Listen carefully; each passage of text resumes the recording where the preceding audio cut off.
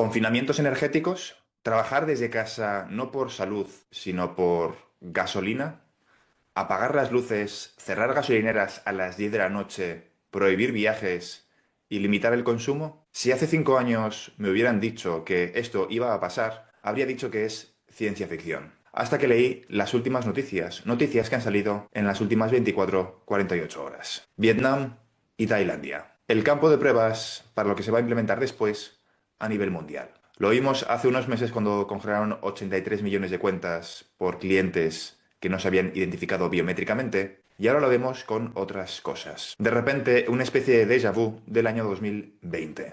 Hoy vamos a hablar de algo incómodo, no solo de la guerra, no solamente del petróleo, vamos a hablar también de agendas.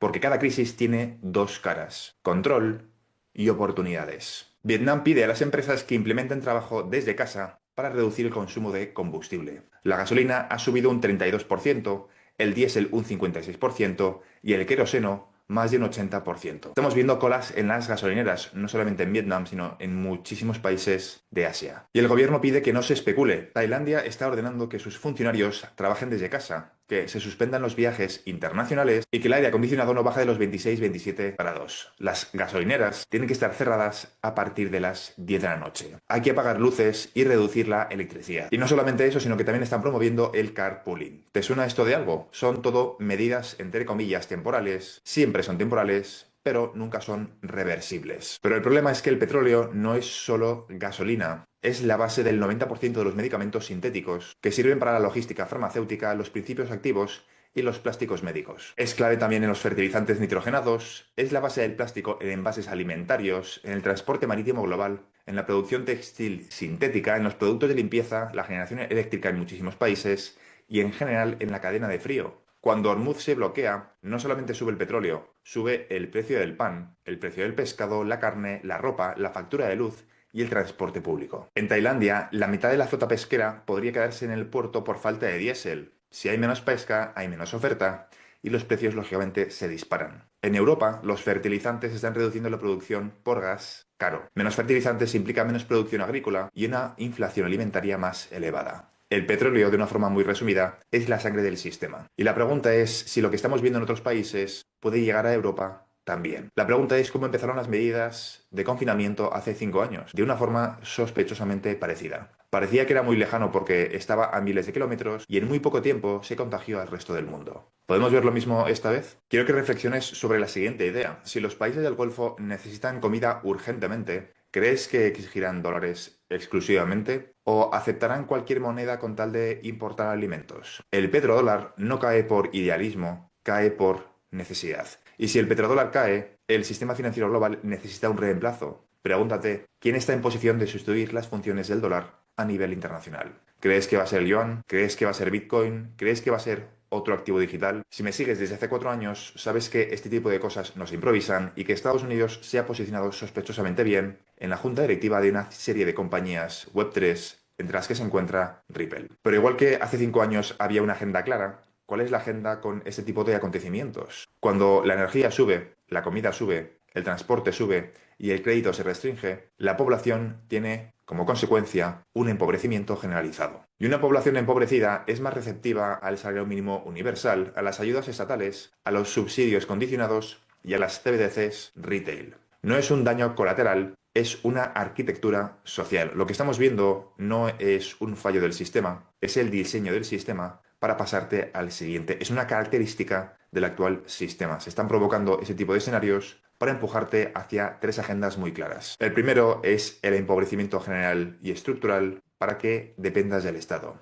Pero el segundo es menos evidente. Con todo conflicto hay tensión, hay amenazas. ¿Qué ocurre cuando aumenta el riesgo de atentados tras la escalada en Jerusalén? Cuando quizá reviente la tercera mezquita más importante para el mundo musulmán. Pues que se implementarán medidas extraordinarias, controles biométricos, identidades digitales obligatorias, porque hay que acordarse de que Irán está incentivando que los lobos solitarios, tanto en Europa como en Estados Unidos, empiecen a actuar. ¿Recuerdas el 11S? Siempre fueron medidas temporales en los aeropuertos, pero nunca se eliminaron. Primero la biometría, luego la identidad digital y luego la integración financiera de todo ello. CBDCs, identidad digital, dinero programable y restricción de tu movimiento. Las CBDCs retail no llegarán después de la identidad digital. Primero veremos cómo implementan la identidad digital y después las CBDCs. Y la pregunta es, ¿qué excusa van a utilizar para implementar esta agenda? La primera, repito, el empobrecimiento generalizado, y el segundo, con la identidad digital. Por tu seguridad,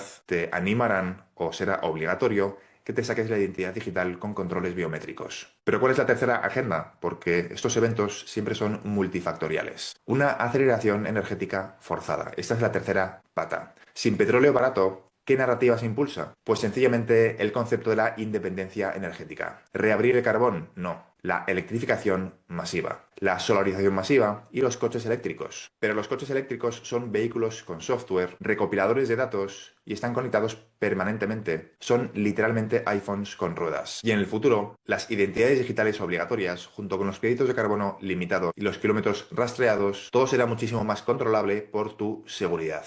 Todo bajo la narrativa de la sostenibilidad, porque no hay suficiente energía para todos, no hay petróleo. Y es que los paralelismos entre lo que estamos viviendo ahora y lo que ocurrió en septiembre del año 2019 y principios del año 2020 es llamativamente sospechoso. En el año 2019 el mercado repo explotó y meses después, 5 meses después, se inyectó una liquidez masiva. La economía mundial se cerró y muchos creen que fue solamente un motivo sanitario, pero la crisis de liquidez ya estaba allí 5 meses antes de que se cerrase la economía mundial. ¿Te suena esto de algo? Pues hoy tenemos algo muy parecido. Problemas con el crédito privado, BlackRock limitando retiradas, NBFIs bajo estrés, exposición bancaria indirecta y un muro de vencimientos. La crisis ya existía antes de que se decapitase el petrodólar. La guerra, en realidad, es el catalizador narrativo, igual que la enfermedad fue el catalizador narrativo hace 5 años. Antes fue una enfermedad, ahora es el petróleo, la energía. ¿Y cuál es el sistema que viene? Pues sencillamente dos clases sociales, una población empobrecida, dependiente del Estado, una identidad digital obligatoria, CBDCs retail, y la pregunta es sobre qué rieles. DLT, tecnologías de contabilidad distribuida, XRP, XLM, HBAR y un conjunto de activos digitales que van a operar de forma complementaria, de forma simultánea, en este futuro sistema financiero. Y depende de en qué pones tu foco, vas a ver la parte negativa o la oportunidad. Este vídeo que he puesto durante gran parte del vídeo, mientras yo iba hablando, es un coronel retirado del ejército de los Estados Unidos que está avisando de las consecuencias que puede tener sobre la cadena de suministros de medicamentos el cierre del estrecho de Hormuz. Anima a la gente a hacer acopio de medicamentos simplemente por si acaso. Veremos si acaba acertando o no y veremos hasta qué punto llega esta escalada geopolítica y cómo afecta a los países occidentales. Pero lo que está claro es que a los países asiáticos ya les ha empezado a afectar. Pero repito, dentro de esta transición, dentro de esta crisis, igual que hace 5 años, hay oportunidades. Se está creando, o más bien debería decir, ya está creada la infraestructura que permite una liquidación instantánea, la programabilidad monetaria, el control granular del gasto y las restricciones automáticas. Primero identidad, luego con el dinero digital y luego con la condicionalidad. Y ahora viene lo incómodo. Yo no estoy de acuerdo con este proceso, pero ignorarlo no lo va a detener. O incluso estar en contra tampoco lo va a detener. Esta transición hacia una especie de tecnocracia neofeudalista va a crear oportunidades. Y este sistema va a estar basado en tecnologías de contabilidad distribuida para todo lo que te acabo de explicar. La parte de control de datos, el Internet de las cosas. Las CBDCs retail montadas encima de tecnologías de contabilidad distribuida como XRP, XLM o HBAR. Y las identidades digitales, también de nuevo, montadas encima de redes descentralizadas como las que te acabo de mencionar. El sistema va hacia la digitalización total, la liquidación en tiempo real y una infraestructura basada en DLT, no hackeable. Por eso es importante no solamente entender el sistema aunque no estemos de acuerdo, sino posicionarte antes de la adopción masiva porque es estratégico. No por ideología, sino por anticipación. El mercado de utilidad en activos digitales no ha llegado todavía. Muchos creen que es Bitcoin, pero si me sigues desde hace 4 años, sabes que Bitcoin no tiene utilidad en el mundo real. Aunque repito, espero que sobreviva y suba de precio durante muchísimos años. Pero las piezas se están colocando, el rastro, las huellas, las migajas están allí para el que quiere analizarlo y depende de ti aprovecharlo. Las agendas múltiples siempre tienen varias capas: control, reestructuración, centralización y digitalización. Pero también tienen una transición tecnológica. La pregunta no es si estas agendas existen, la pregunta es, ¿vas a ser una víctima pasiva del rediseño o vas a ser un participante estratégico del nuevo sistema? La historia demuestra que las crisis no son accidentes, son aceleradores, son redistribuciones de riqueza. Y cuando el próximo sistema financiero se anuncie oficialmente, o quizá no se llegue a anunciar, simplemente, no será el día en el que lo decidieron. Será el día en el que tú te enteres. Será el día en el que ya esté listo. Y la guerra es el catalizador. La liquidez es el problema y la digitalización es la solución. ¿Cuál es la solución para ti en concreto? El posicionamiento antes de que ocurra. Y depende de ti. El timing no puede ser más sospechoso. Ahora estamos viendo problemas de liquidez en el mercado del crédito privado, cosa que iba a ocurrir sí o sí, según algunos analistas, de forma inevitable, pero ahora tenemos la excusa perfecta porque la guerra es la que va a provocar todo el caos financiero que vamos a vivir en los próximos meses, igual que ocurrió hace 5 años. La inflación era culpa de la enfermedad, no de las políticas monetarias de los bancos centrales. Todo lo que ocurría a nivel económico hace 5 años era culpa de la enfermedad. Todo lo que va a ocurrir a nivel económico en los próximos meses es culpa del petróleo y del cierre del estrecho de Hormuz, ni mucho menos de lo que puede ocurrir con el crédito privado cuando estalle ese problema. Te animo a que leas entre líneas porque hoy en día, por desgracia, todavía hay gente que piensa que el encierro de hace 5 años fue por motivos de salud, mientras los propios ministros de Sanidad, como es el caso de Español, recomendaba a todos ponerse el pinchazo solo para enterarnos 5 años después de que ni siquiera él se lo puso.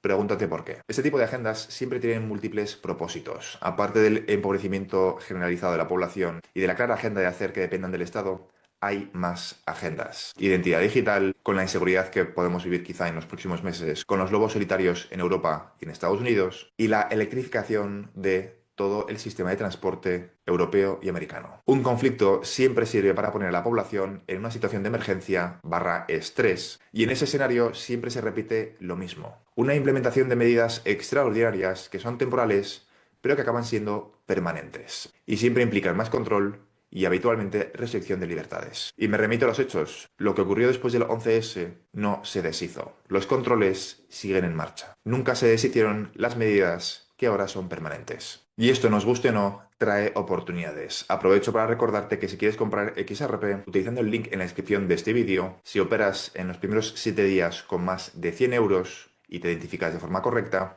vas a recibir un bono de bienvenida de 10 XRP. Aprovecho para recordarte que en este canal cubro todo lo relacionado con el sector de activos digitales, en concreto la transición controlada de todo el sistema financiero hacia tecnologías de contabilidad distribuida, es decir, XRP, XLM, XC, THX, HBAR y un conjunto de activos digitales que van a cumplir una función complementaria en el futuro sistema financiero basado, entre otras muchísimas cosas, en el estándar ISO 20022. Y todo eso englobado dentro de una transición muchísimo más compleja y profunda, que consiste en dejar atrás el capitalismo y comenzar una nueva era postcapitalista, post-IA, post-trabajo, que muchos están bautizando como la singularidad económica, que consiste en desacoplar el crecimiento del PIB del crecimiento del mercado laboral. Y todo eso explicado desde el punto de vista de las oportunidades que nos vamos a encontrar en el proceso para los inversores retail como tú y como yo en el sector de activos digitales. Eso es todo por ahora, nos vemos en el siguiente vídeo. Un saludo.